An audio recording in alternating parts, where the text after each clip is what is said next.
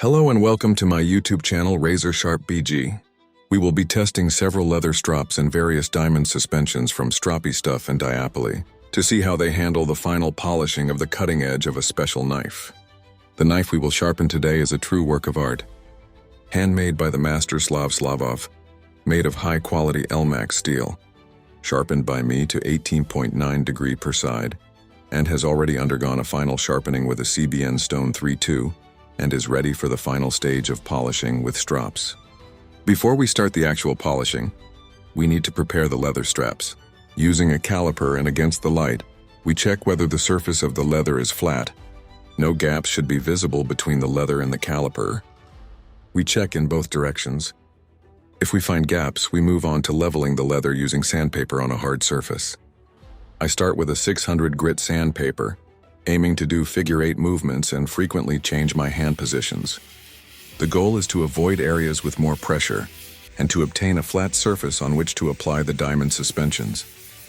When I see that the leather is sufficiently smooth and uniform in color over its entire surface, I move on to a 2500 sandpaper, and I can finish at 3000. After I finish, I check again with the caliper against the light. When I'm satisfied with the result, I wipe the leather well, and I can now proceed to applying the diamond suspensions on them. Before applying the suspension, it is imperative to shake the bottle well to make sure that the suspension is uniform. I apply 2 or 3 drops of the suspension and spread it well with a brush. You don't need a large amount. Be careful of surrounding surfaces and make sure they are clean before moving on to the next strop and diamond suspension. You don't want to infect them with diamond particles from the previous. After you finish applying, let it dry for a few hours so that the suspension can penetrate well into the pores of the leather and be distributed evenly. Let's get to the real part of our video, namely polishing the cutting edge. We check the degree to which we have finished the grinding stone used. We will work sequentially with each strop and suspension, starting with 6 microns. I place it well in the holder and check the angle, so that I don't smooth the apex of the cutting edge. I will reduce the angle by 0.2 from 18.9 to 18.7. Very gently, I begin to slide the leather along the cutting edge of the knife, trying to keep in the direction in which I have been sharpening. I do go along the entire length of the cutting edge twice and turn the knife to the other side. I repeat this until the scratches from the previous stone are completely erased by the suspension.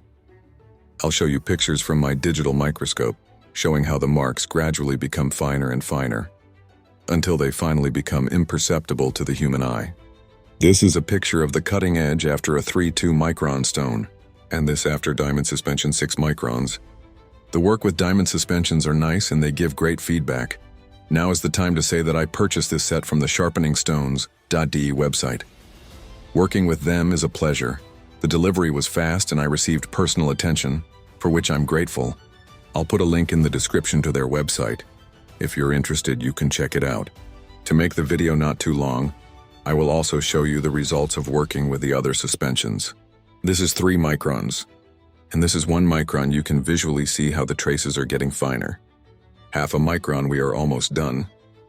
1/4 of a micron, that's the maximum I was able to achieve. Now it's time to take this gem off the device and show you the results. The results are truly impressive.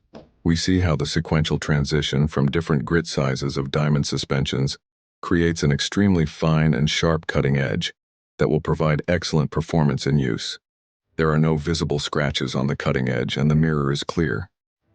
But hey, any of you who follow my channel know that we can't do without my favorite empty cigarette tube sharpness test. Let's see what we have achieved with sharpness, because it is not only important that the edge is polished but also that it can cut. The blade penetrates the thin cigarette paper wonderfully and easily, and there are no snagging during the entire cut.